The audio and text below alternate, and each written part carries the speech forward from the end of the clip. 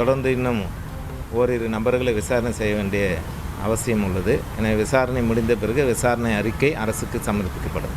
Sir, கைட்லைன்ஸ்லாம் இது சம்மந்தமாக எப்போ? அது அரசு தனியாக ஒரு குழு அமைத்து உரிய வழிகாட்டுதல் நெறிமுறைகளை 2 அல்லது 3 தினங்களுக்குள்ளாக அரசு சமர்ப்பிக்கும் என்பதை தெரிவித்துக் கொள்கிறேன். நீங்கள் விசாரணையெல்லாம் முடிவு கட்டத்தில் வந்துருச்சா? ஏன்னா வெள்ளிக்கிழமை பேசுகிறப்பயே ரிட்டனாக நீங்கள் வாங்கியிருக்கீங்க, திங்கட்கிழமை சப்மிட் பண்ண போகிறேன்னு சொல்லியிருந்தீங்க. இன்றைக்கி திங்கட்கிழமை திருப்பியும் விசாரணை இருக்குது அப்படின்னு சொல்கிறீங்க.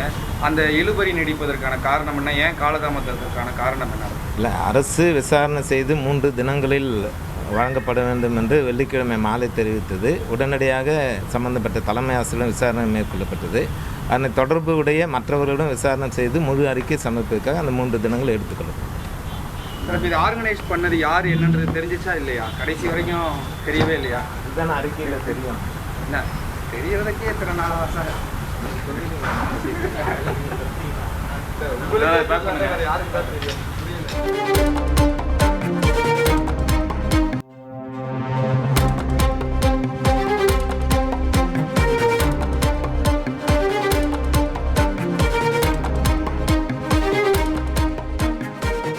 கைது செய்யப்பட்டிருக்கும் மகாவிஷ்ணு விவகாரத்தில் லேட்டஸ்ட் தகவல்கள் என்ன என்பதை தெரிவிக்க செய்தியாளர் சங்கரன் காத்திருக்கிறார். சங்கரன், உங்களுடைய தகவல்களை சுருக்கமாக பதிவு செய்யுங்க.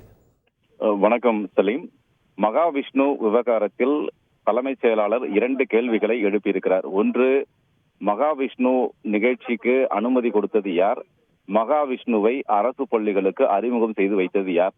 2 கேள்விகளுக்கும் விடை கேட்டிருக்கிறார். அதிகாரிகளுக்கு விடைகள் தெரியவில்லை. 4வது நாளாக இன்றும் விசாரணை தொடர்ந்து நடைபெற்றிருக்கிறது.